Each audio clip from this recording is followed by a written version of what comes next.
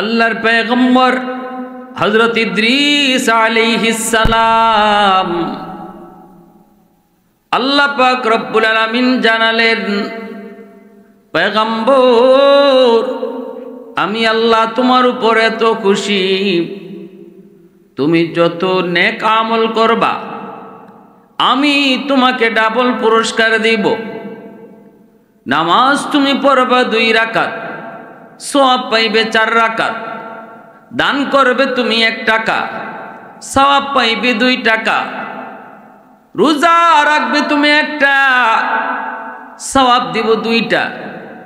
যাবতীয় আমল আমি আল্লাহ তোমাকে ডাবল সওয়াব দিব। এই সুসংবাদ পাওয়া মাত্রই আল্লাহর পয়গম্বর হযরত ইদ্রিস আলাইহিস সালাম তিনি মনে মনে ভাবলেন, তাহলে আল্লাহর কাছে আমি লম্বা হায়াত চাইব, যেন জিন্দেগিতে বেশি বেশি নেক আমল নিয়া বেশি বেশি সওয়াব আল্লাহর দরবারে হাজির করতে পারি। যেহেতু আমল করব একটা, সওয়াব পাইব দ্বিগুণ, তাহলে হায়াত যত লম্বা হবে ততই আমার আমল তত বেশি হবে। আমলের লোভ বেড়ে গেল। এটা আমলের লোভ, দুনিয়ার লোভ নয়, আখিরাতের। আল্লাহ পাকের দরবারে আখিরাতের সেই সফর, আখিরাতের জীবন, যেই জীবন হলো মানুষের জীবনের সফল জীবন, আসল জীবন। ওই আসল জীবনের পুঁজি যেন বেশি হয়, এই নেশায় এই লোভে তিনি পড়ে গেলেন। এবার জিব্রাইল আমিনকে বলেন, ভাই জিব্রাইল, তাহলে তুমি আল্লাহর কাছ থেকে চায়া আমার হায়াত লম্বা করে দাও, আমার হায়াত বাড়ায় দাও, লম্বা হায়াতের একটা সুযোগ করে দাও। যেই মাত্র আল্লাহর পয়গম্বর হযরত ইদ্রিস লম্বা হায়াতের জন্য তিনি আবদার করলেন, জিব্রাইল আমিন কয়, নবী গো, এটা তো আমার সাধ্যে নয়, কার কতদিন হায়াত বাকি আছে না আছে এই বিষয়টা আমার দায়িত্বে নয়, আমার জিম্মাদারিতে নয়। যদি জানতে হয় তাহলে চলেন মালাকুল মউত আজরাইলের কাছে যাই।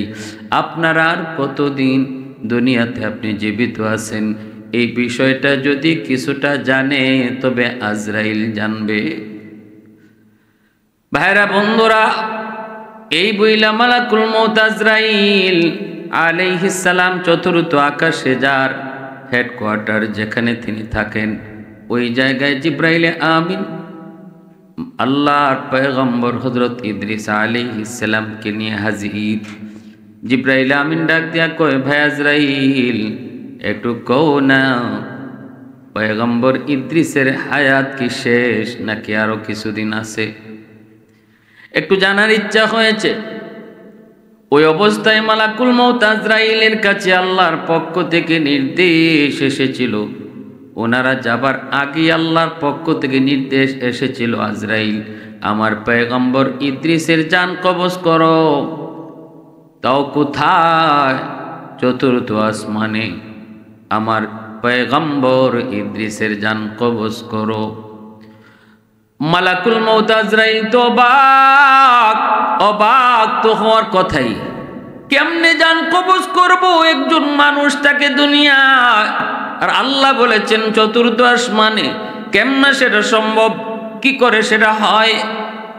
3 জিনিস, কার, কোথায়, কখন মরণ হবে একমাত্র জানেন কে? আল্লাহ। একমাত্র জানেন আল্লাহ, আর কেউ জানে না, কেউ জানে না কার মরণ কখন হবে, কোথায় হবে, জানেন শুধু একমাত্র আল্লাহ। মালাকুল মউত আজরাইল মৃত্যুর 40 দিন আগে তিনি টের পান, বিশাল বড় একটা গাছ, গাছের পাতাটা 40 দিন পর পর রং বদলে। মৃত্যুর 40 দিন আগে গাছের ওই পাতাটা মাটিতে পড়ে যায়।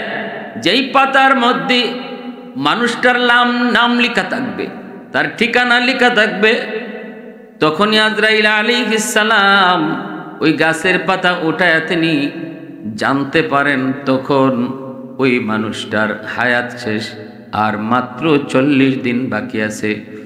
আজরাইল আলাইহিস সালাম 40 দিন আগে কার কখন কোথায় কিভাবে মরণ কিছুই জানেন না। আল্লাহ পাক নির্দেশ দিলেন, আজরাইল আমার পয়গম্বর ইদ্রিসের রূহ কবজ করো। চতুর্থ আসমানে মালাকুল মউত অবাক, কেমনে সেটা সম্ভব? ওই অবস্থায় জিব্রাইল আমিন যা বলতেছেন, ভাই আজরাইল একটু কও না পয়গম্বর ইদ্রিসের আর কতদিন দুনিয়াতে জীবিত আছেন, হায়াত আর কতদিন বাকি?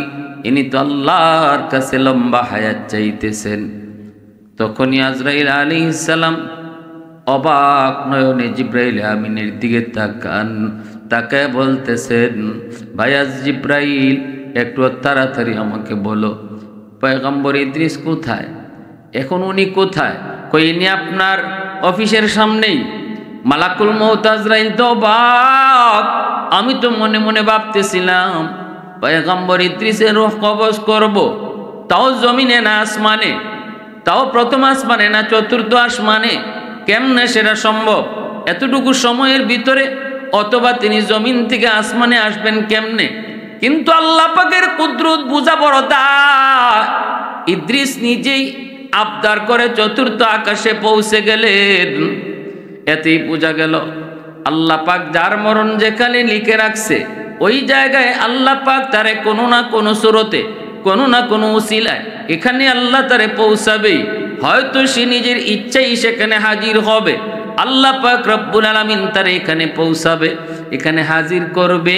সুলাইমান পয়গম্বরের জমানার এক ঘটনা, এক লোক আল্লাহ পাক রব্বুল আলামিনের পক্ষ থেকে আজরাইল আলাইহিস সালামের কাছে নির্দেশ হলো, হিন্দুস্তানে অমুক একটা লোক তার রূহ কবজ করো। ওই অবস্থায় মালাকুল মউত আজরাইল সুলাইমান আলাইহিস সালামের কাছে দাঁড়ানো, আল্লাহর নির্দেশ, এই মুহূর্তে তুমি তারে এমন একটা লোক, এই লোকটারে হিন্দুস্তানে যান কবজ করো। আজরাইল আলাইহিস সালাম এবার তিনি যাবেন হিন্দুস্তান, যায় তার রূহটা কবজ করবেন। কিন্তু তাকে দেখেন সুলাইমান পয়গম্বরের সামনে এই লোকটা দাঁড়ায় আছে। ফেরেশতা অবাক, অবাক তো হওয়ার কথাই, একটু পরেই যা রূহ কবজ করব এই লোকটা এখন মিশর, আমি কেমন করে হিন্দুস্তানে তার জান কবজ করব? বড় বড় চোখে তার দিকে তাকালেন, অবাক হয়ে তাকালেন। আজরাইল আলাইহিস সালাম অবাক তো হলেন এইভাবে, এই লোক মিশর কেমন করে? তার তো এই মুহূর্তে থাকার কথা হিন্দুস্তান, কারণ একটু পরে তার রূহ কবজ হবে হিন্দুস্তানে। লোকটা যদি এখানে থাকে, আমি হিন্দুস্তানে তার রূহ কবজ করব কেমন করে? বড় বড় চোখে অবাক নয়নে তাকালেন। এই লোকটা ভয় পেয়ে গেল, মালাকুল মউত আজরাইলকে চিনে না, চেনার কথাও না, কিন্তু তার বড় বড় চোখে তাকানোর কারণে লোকটা ভয়ে অস্থির। আল্লাহর পয়গম্বর সুলাইমান নবীকে কয়, নবী গো, এই লোকটা আমার দিকে যেইভাবে তাকাইছে মনে হয় আমাকে হত্যা করে ফেলবে, মনে হয় আমাকে মেরেই ফেলবে। আমি এই এলাকায় থাকতে চাই না, আমি আরব এলাকায় থাকতে চাই না। আপনি বাতাসের মাধ্যমে আমাকে হিন্দুস্তান পাঠিয়ে দেন, আপনি বাতাসকে আদেশ করেন যেন আমাকে হিন্দুস্তান পাঠিয়ে দেয়। সুলাইমান পয়গম্বর সাথে সাথে তিনি এই বাতাসকে আদেশ করে লোকটাকে তার হিন্দুস্তানে পাঠিয়ে দিলেন। লোকটা জায়গা মতো চলে আসলো। মালাকুল মউত আজরাইল জায়গা মতো আসলেন রূহ কবজ করার জন্য। আইসে দেখেন এই লোক কেন আইসা হাজির, কেমনে আসলো? কয় আল্লাহর নবীকে আবদার করলো বাতাসের মাধ্যমে যেন হিন্দুস্তান পাঠিয়ে দেওয়া হয়। মালাকুল মউত আজরাইল হিন্দুস্তানে তার রূহ কবজ করলেন। মালিকের দরবারে শুকরিয়া জানান, মালিক তোমার কুদরত, তোমার হিকমত আমরা ফেরেশতা তারপর বুঝি না, বুঝার কথাও না। তোমার কুদরত, তোমার শক্তি আমাদের জানার ঊর্ধ্বে, আমাদের মালুমের ঊর্ধ্বে। আল্লাহর শুকরিয়া আদায় করেন, প্রশংসা করেন। রূহ কবজ কইরা আবার সুলাইমান নবীর কাছে তিনি আসলেন। আল্লাহর পয়গম্বর মালাকুল মউত আজরাইলকে বলতেছেন, ভাই আজরাইল, আপনি আমার পাশে এই লোকটার দিকে এইভাবে কেন তাকাইলেন? এত বড় বড় চোখে তাকাইলেন, লোকটা ভয়ে তো অস্থির, বাধ্য হয়েছি আমি তারে হিন্দুস্তান পাঠিয়ে দিতে। বাতাসের মাধ্যমে দ্রুত গতিতে তারে হিন্দুস্তান পাঠিয়ে দেওয়া হয়েছে শুধুমাত্র আপনার চাওয়ার ডরে, আপনারই তাকানোর ভয়ে। লোকটা আমাকে পাগল করে তুলেছে, আমিও তারে পাঠিয়ে দিছি। কিন্তু এবার আপনি আমাকে একটু বলেন, কেন আপনি তার দিকে এইভাবে তাকাইলেন? কেন তার দিকে এইভাবে আপনি তাকাইলেন? ফেরেশতা মালাকুল মউত আজরাইল কয়, নবী গো, এ তো অবাক এক কাণ্ড, এটা আল্লাহর কুদরতের বহিঃপ্রকাশ। এই হলো ঘটনা। আদেশ হয়েছে আমার উপর তার রূহ কবজ করব হিন্দুস্তানে, কিন্তু আমি দেখি লোকটা দাঁড়ায় আছে আপনার কাছে। এই মুহূর্তে আমি রূহ কবজ করব এই লোকটার হিন্দুস্তানে, কিন্তু আছে সে আপনার কাছে হাজার হাজার কিলোমিটার দূর। কেমনে তারে আমি রূহ কবজ করব হিন্দুস্তানে? এই কারণে আমি তার দিকে অবলোক নয়নে, অবাক নয়নে তার দিকে তাকাইছি। এই লোক এখানে কেন? এ তো এখানে থাকার কথা না, এই লোক এখানে কেন? এজন্য অবাক নয়নে তাকাইছি। কিন্তু আল্লাহ পাকের কুদরত বোঝা বড় দায় গো নবী। সে নিজে আপনার কাছে প্রস্তাব করলো যেন আপনি তারে হিন্দুস্তানে পাঠিয়ে দেন, আর আপনিও পাঠিয়ে দিছেন। আর এই মাত্র আমি তার রূহটা কবজ কইরা আপনার কাছে হাজির হয়েছি। मौत को समझाए गाफिल इख्तिताम है जिंदगी, मौत को समझाए गाफिल इख्तिताम है जिंदगी, दर हकीकत मौत है सुबह हयात जिंदगी।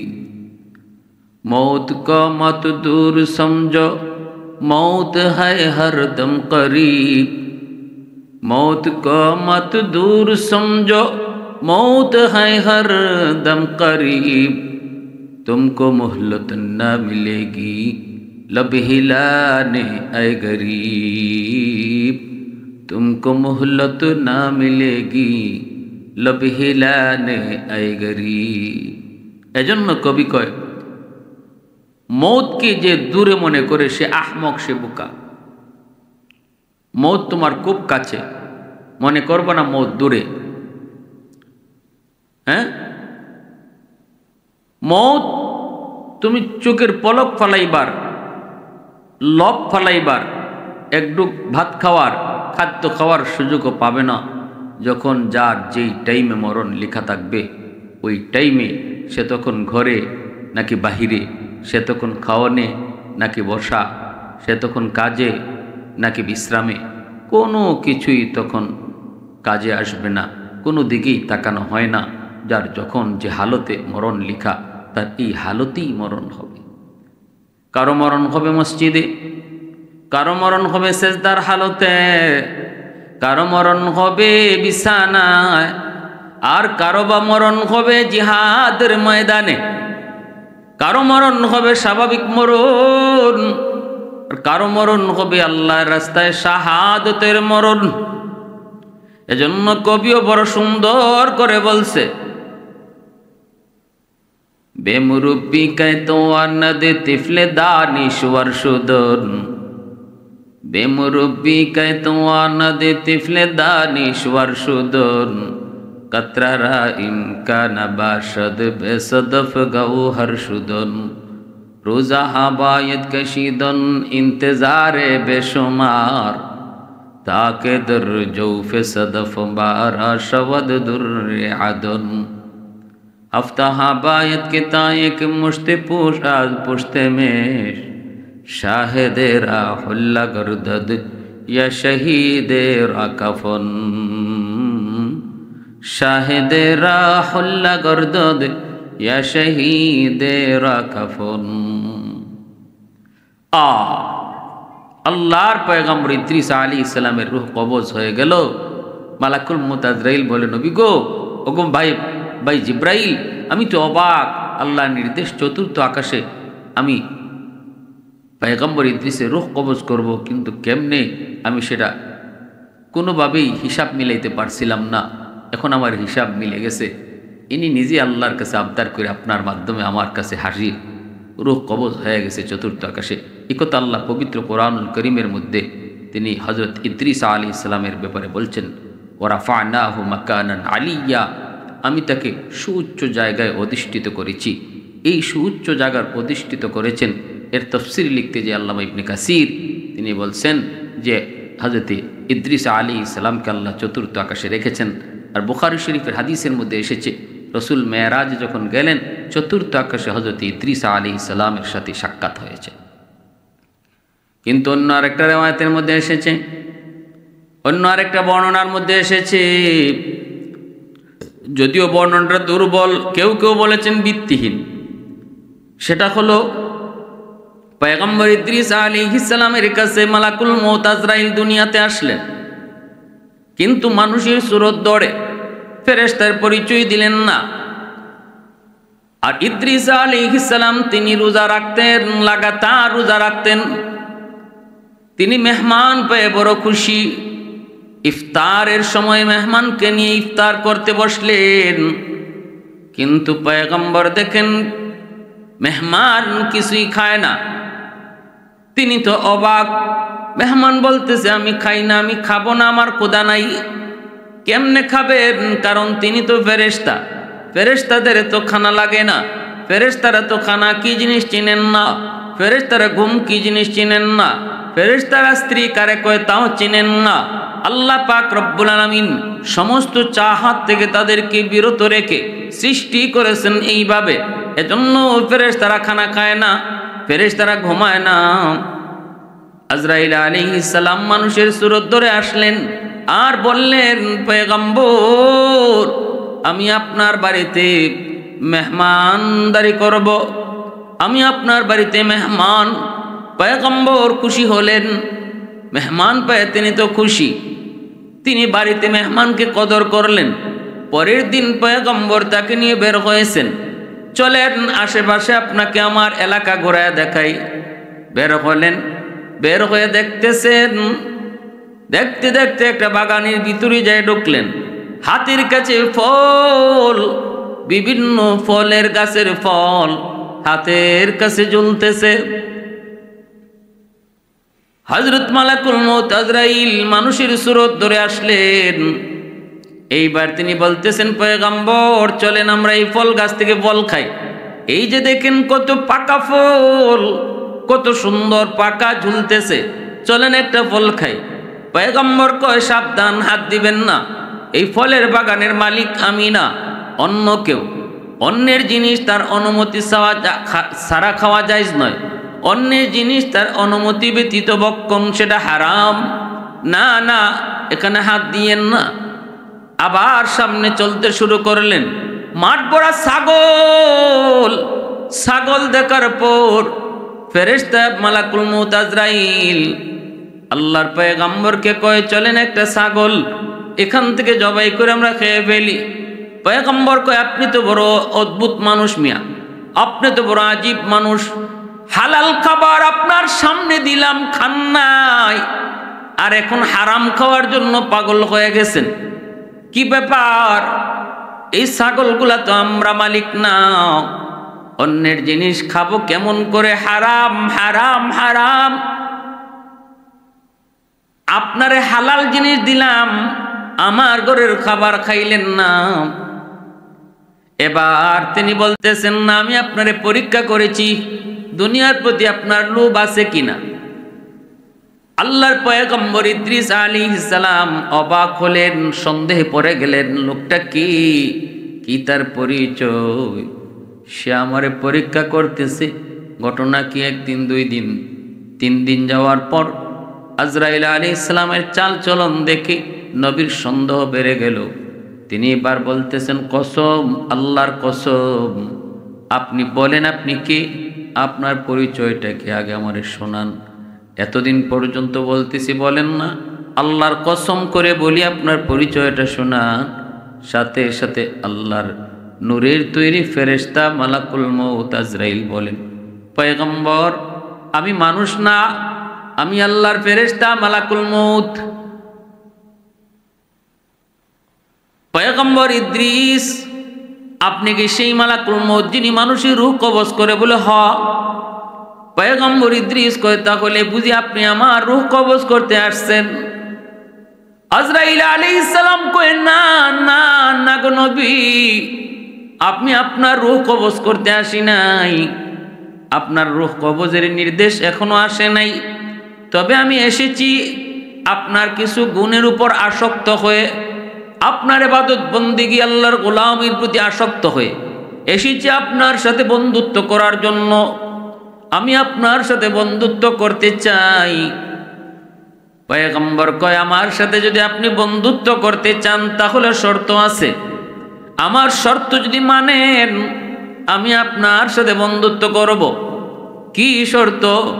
এক নম্বর শর্ত হলো মরণের কষ্ট কেমন আমার বুঝতে একটু মন চায়, আপনি আমার একটু মরণের কষ্টটা বুঝাইবেননি, আপনি আমার মরণের কষ্টটা একটু সচক্ষে দেখাইবেননি। তখনই আজরাইল আলাইহিস সালাম কয় এটা তো আমার হাতে না, আপনার রূহ কবজ কইরা আপনার মরণের কষ্ট সচক্ষে দেখাবো, এটা তো আমার হাতে না, আল্লাহর কাছ থেকে পারমিশন নিতে হবে। পয়গম্বর কয় তাহলে আল্লাহর কাছ থেকে একটু অনুমতি নেন। মালাকুল মউত আজরাইল আলাইহিস সালাম আল্লাহর কাছে ডাক দেয়া কয় মালিক, তোমার পয়গম্বর মরণের কষ্ট নিজের সচক্ষে দেখতে চায়, আল্লাহ অনুমতি আসেনি? আল্লাহ কয় ঠিক আছে অনুমতি দিলাম। আজরাইল আলাইহিস সালাম কয় আপনি শোন। পয়গম্বর তিনি শুইলেন, রূহ কবজ শুরু হয়ে গেল, জান কবজ শুরু হয়ে গেল, জান কবজ সমাপ্ত হলো, একটু পরে আবার রূহটা তার কাছে ফিরে দেওয়া হলো। পয়গম্বর এবার তিনি আবার উঠলেন, মরলেন, আবার জীবিত হলেন। মৃত্যুবরণ এবং হায়াত, মরণ আর হায়াত একমাত্র আল্লাহর হাতে। আল্লাহ পাক রব্বুল আলামিন যারে চান তারে মরণ দেন, যারে চান আল্লাহ জীবন দেন। এই ক্ষমতা একমাত্র কার? একমাত্র আল্লাহ। কাদিরে কুদরতদারি বরকামাল, কাদিরে কুদরতদারি বরকামাল, আনতা রব্বি আনতা হাসবি যুল জালাল, আনতা রব্বি আনতা হাসবি যুল জালাল। আল্লাহ পাকের হাতে। আল্লাযী খালাকাল মাউতা ওয়াল হায়াতা লিয়াবলুয়াকুম আইয়ুকুম আহসানু আমালা। হায়াত মউত আল্লাহ পাক সৃষ্টি করেছেন। পয়গম্বর ইদ্রিস আলাইহিস সালাম মউতের কষ্ট, মউতের যন্ত্রণা নিজের চোখে দেখার জন্য নিজে আবদার করে তিনি মউতের কোলে ঢলে পড়লেন। মালাকুল মউত রূহ কবজ করলেন, আবার আল্লাহর হুকুমে তার দেহে রূহ ফিরে দেওয়া হলো। জীবিত হওয়ার পর আল্লাহর পয়গম্বরকে মালাকুল মউত জিজ্ঞেস করে নবী গো আপনি মরণ কেমন দেখলেন? আপনি মরণ কেমন দেখলেন? পয়গম্বর ইদ্রিস তখন বলতেছে ভাই আজরাইল, একটা জীবিত পশুর চামড়া উল্টা সিলাইলে যেই পরিমাণ কষ্ট ওই পশুটা বুক করবে, এর চেয়ে হাজার হাজার গুণ বেশি কষ্ট, মৌতের কষ্ট আমি টের পেয়েছি। আজরাইল আলাইহিস সালাম কয় নবী গো কসম খুদার, দুনিয়ার শুরুতে গেলে আজ পর্যন্ত কোনো মাখলুকের রূহ কবজ আমি এত আসানের সাথে করি নাই, যতটা সহজভাবে আমি আপনার রূহ কবজ করেছি। কারণ এটা আসলি রূহ কবজ করা নয়, এটা আপনারে চাক্ষুষ দেখানো। এজন্যই আমি যত সহজ ততটা সহজ আমি আপনার ক্ষেত্রে করেছি। আল্লাহর পয়গম্বর ইদ্রিস আলাইহিস সালাম তিনি বুঝলেন মৌতের কষ্ট কত কঠিন, মৌতের যন্ত্রণা কত কঠিন। পয়গম্বর ইদ্রিস এবার মালাকুল মউতকে ডাক দেয়া কয় ভাই আজরাইল, তোমার সাথে আমার বন্ধুত্ব হবে, আর একটা শর্ত আছে। কি সেই শর্ত? কই শর্তটা হলো আল্লাহ পাকের তৈরি জাহান্নাম আমার একটু নিজের চোখে দেখাইবানি। জাহান্নাম দেখতে মন চায়, আমাকে একটু জাহান্নাম তুমি দেখাইবানি। আল্লাহর কাছে আবদার করে, আল্লাহ আপনার পয়গম্বর ইদ্রিস জাহান্নাম নিজের চোখে দেখতে চায়, আল্লাহ কয় অনুমতি দিলাম। আজরাইল আলাইহিস সালাম পয়গম্বর ইদ্রিসকে নিয়া জাহান্নামের কিনারায় এসে জাহান্নাম দেখাইলেন। জাহান্নাম দেখলেন, জিজ্ঞেস করলেন নবী গো কেমন দেখলেন? আল্লাহর পয়গম্বর কয়ে তো ভয়াবহ, কল্পনা করি নাই। আল্লাহ যা কইছে বাস্তবের চেয়ে হাজার হাজার কোটি কোটি গুণ বেশি আযাব আর কষ্ট। একথা আমার নবীও বলেছেন। নবীজি মেরাজের রজনীতে জাহান্নাম নিজের চোখে দেখছেন, জান্নাত নিজের চোখে দেখছেন।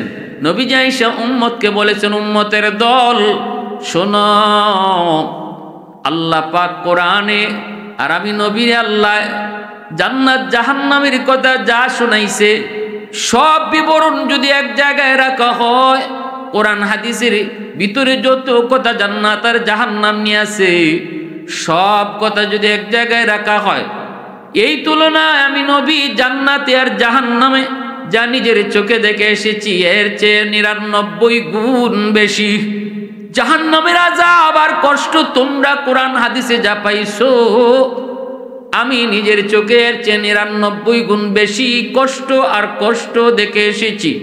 জান্নাতের সুখ শান্তি কোরআন হাদিসের ভিতরে তোমরা যা শুনেছো আর পাইছো, আমি নবী জান্নাতের সুখ শান্তি যা দেখছি এটা ৯৯ গুণ বেশি, বাস্তবে ৯৯ গুণ বেশি।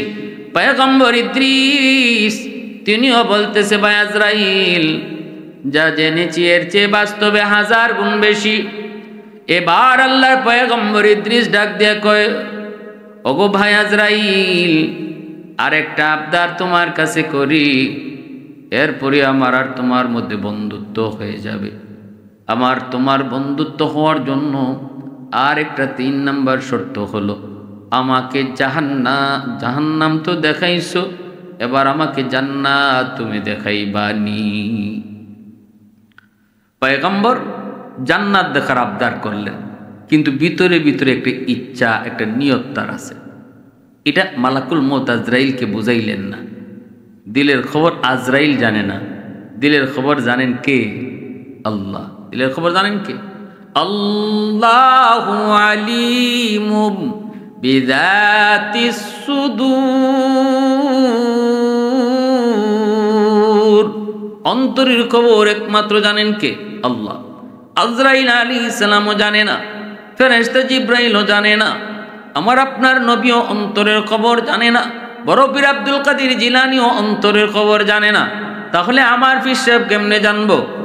আমার আট্রসি চন্দ্রপাড়া আর এরকম মাজারি এরা কেমনে জানবো? মাইজ ভান্ডারি কেমনে জানবো? কোন ওলি আল্লাহ অন্তরের খবর জানে না, নবীরাই জানে না। জানেন শুধু একমাত্র কেবলমাত্র শুধুমাত্র আল্লাহ। এজন্য আজরাইল আলাইহিস সালাম পয়গম্বর ইদ্রিস যখন জান্নাত দেখতে চাইলেন, আল্লাহর কাছে আবদার করে, মালিক তোমার পয়গম্বর জান্নাত দেখতে চায়। আল্লাহ কয় নেও মঞ্জুর। জান্নাতের পারে আসলেন, গেইটের পাশে দাঁড়ালেন। মালাকুল মউত আজরাইল কয় নবী গো জুতা খুলেন। জান্নাত পাক ও পবিত্র, জুতা খুলে প্রবেশ করেন, কিন্তু দেরি করবেন না, দেখেই কিন্তু দ্রুত আইয়েন। নবী কই ঠিক আছে, দেরি করব না। এই বইলা নবী ঢুকলেন। আজরাইল আলাইহিস সালাম জান্নাতের গেটে দাঁড়ানো, তিনি ভিতরে ঢুকলেন। আজ নিয়ামতগুলি তিনি দেখলেন, আবার দেখেই তিনি বের হয়ে আসলেন। আইসাই আজরাইল আলাইহিস সালামের কাছে আইসাই দেরি করলেন না, আবার জান্নাতের ভিতরে ঢুকে পড়লেন। আজরাইল আলাইহিস সালাম কই নবী গো আপনি এমন কেন করেন? আপনার তো কথা হলো আপনি ঢুকে বের হয়ে আসবেন, আবার কেন ভিতরে ঢুকলেন? পয়গম্বর জান্নাতের ভিতর থেকে ডাক দিয়ে কয়, ভাই আজরাইল এবার তুমি তোমার কামে চলে যাও, আমি আর জান্নাত থেকে বের হব না। ঢুকে পড়ছি তো ঢুকে পড়েছি, আর বের হব না। কারণ হয়তো তুমি জানো না, আমার আল্লাহ জান্নাতের ভিতরে একবার যারে ঢুকায় আর বের করে না। আল্লাহ পাকের আদেশ, মৃত্যুর স্বাদ সমস্ত প্রাণীকেই ভোগ করতে হবে। কুল্লু নাফসিন যায়িকাতুল মাউত। আমি মৌতের স্বাদ পাইলিছি, মৌতের মজা আমার একবার বুঝ হয়ে গেছে। আরেকটা হলো আল্লাহ বলেছেন জাহান্নাম না দেখে কাউকে জান্নাতে ঢুকাবে না, সেই জাহান্নাম আমি দেখে এসেছি। আরেকটা আল্লাহর ওয়াদা হলো জান্নাতে ঢুকাইলে আর কখনো তারে জমিনে দিবে না। অতএব তোমার সাথে আমার একটা ওয়াদা ছিল, ঢুকে আবার বাইরে আইমু, আমি বের হইয়া এসে তোমার ওয়াদাও রক্ষা করছি। এখন আমি জান্নাতের ভিতরে ঢুকে পড়ছি, আর বের হব না, আর বের হব না। মালাকুল মউত আজরাইল এবার তিনি তো কিংকর্তব্য বিমূঢ় হয়ে গেলেন, হিতাহিত জ্ঞান হারিয়ে ফেললেন। কি করবেন কি না কিছুই বুঝেন না। আল্লাহর কাছে কই, মালিক তোমার পয়গম্বর ইদ্রিসকে তুমি কই সুবিধায় আমি জান্নাতের ভিতরে ঢুকাইছি, এখন ঢুকছে তো ঢুকছে, আর বাইরে তো চায় না। আল্লাহ এখন আমি কি করব? আল্লাহ পাক কয়, আজরাইল তুমি তোমার কামে চলে যাও। আমার কুদরতের ফয়সালাও এমনটাই ছিল, আমার কুদরতি ফয়সালাও এমনই ছিল। আমার ইদ্রিসকে আমি জান্নাতের ভিতরে সুখ স্বাচ্ছন্দ্যে তারে আমি জান্নাতেই চিরস্থায়ীভাবে রেখে দিব। যাও তুমি তোমার কাজে চলে যাও। আল্লাহ পাক রব্বুল আলামিন জান্নাতের ভিতরে ইদ্রিস আলাইহিস সালামকে রেখে দিলেন, তিনি এখানেই থাকবেন। এই যে রাওয়ায়াতটা, এই যে বর্ণনাটা, এই বর্ণনাটা অনেক কিতাবে লিখছেন, এটা ভিত্তিহীন। অনেকে অনেক জায়গায় বলেন এর কোনো ভিত্তি পাওয়া যায় না। অনেকগুলা প্রশ্ন এই ঘটনার সাথে সংঘর্ষ, কোরআন হাদিসের অনেক আলোচনা এই ঘটনার সাথে সংঘর্ষ। এজন্য এই ঘটনা বর্ণনা করাও ঠিক না। যারা বলে না শোনার জন্য বলবো, এজন্য বলি মূল ঘটনাটা কোরআন আর হাদিস থেকে আমি যা বলেছি। পয়গম্বর ইদ্রিস আলাইহিস সালামের মৌত হয়েছে চতুর্থ আকাশে, আল্লাহ পাক চতুর্থ আকাশে উঠাইলেন, আর এখানেই তার মরণ হয়েছে। আর নবীর সাথে দেখাও হয়েছে মেরাজের রজনীতে চতুর্থ আকাশে। প্যারে হাজিরিন, এই হলো পয়গম্বর ইদ্রিস আলাইহিস সালামের সংক্ষিপ্ত কথা, যেখানে একটা সহি রাওয়ায়াত আছে আর আরেকটা কিছু ভিত্তিহীন আলোচনাও আছে। আল্লাহ আমাদেরকে সবসময় সঠিক নির্ভরযোগ্য আলোচনা শোনার এবং সে অনুযায়ী আমল করার, এখান থেকে শিক্ষণীয় কথা জানার তৌফিক আল্লাহ দান করুন। সবাই বলি আমিন।